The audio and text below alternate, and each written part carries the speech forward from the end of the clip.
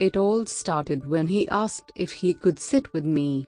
The first time he asked to be excused, I did not even notice him there. He was too nervous and I was too busy reading what I was reading. I appreciated the fact he had the courage to ask again. I said he could, and then we time traveled. We talked as the minutes of this century passed.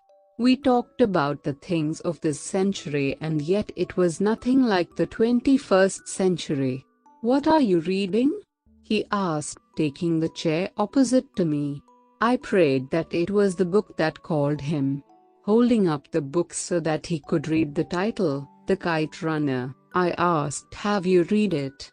What do you think brought me to your table?" "That's one of my favorite books," he smiled. I couldn't help but smile. That happened almost never in my life. He hadn't clicked on send, and I didn't have to accept or decline. I wasn't looking at the pictures he thought were the best for the world to see, but him, as he was, as a normal human is in a coffee shop, and I knew he read. I was sure as hell I wanted to have this conversation. I realized the first thing I took in about this person was what he had read and loved, not his looks, not even his name. I was surprised because the first thing I always notice about people is how they look. I don't blame myself for it because I know that is what most people do.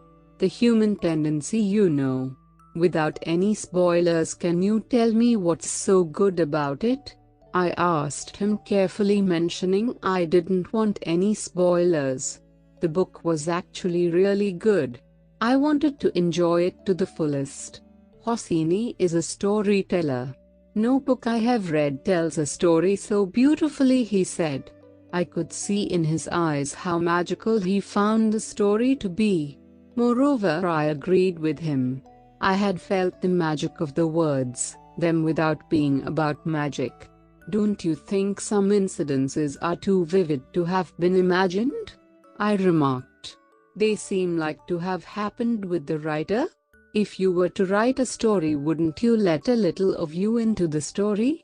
He instantly made me think. I realized I most definitely would. I didn't have any other answer except yes. I chose to nod.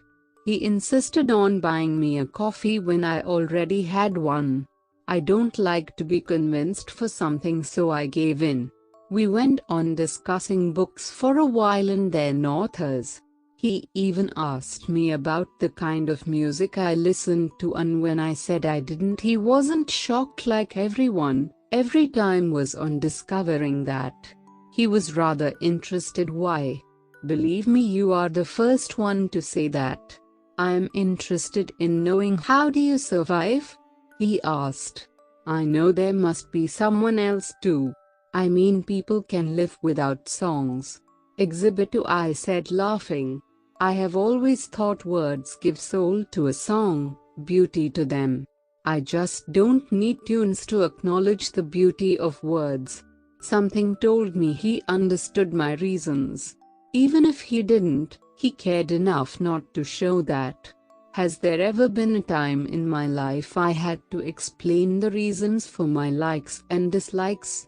To be honest, many times. Given the number of things I like and I dislike, it is always sensible to have a reason for them. Do you always have a reason for everything you do? He asked more interestedly. As he leaned in, keeping his hands on the table and resting his chin on them, I noticed he had this vampire tooth which showed even if he smiled the slightest. I think it's good to, I said without hesitating, because have I ever dithered in saying anything I believe in? And sometimes not, he said with this trivial smile which makes you question it, urges you to say why. And so I asked him why. I would be lying if I say I wasn't expecting a good answer. He came up with an answer better than I was expecting.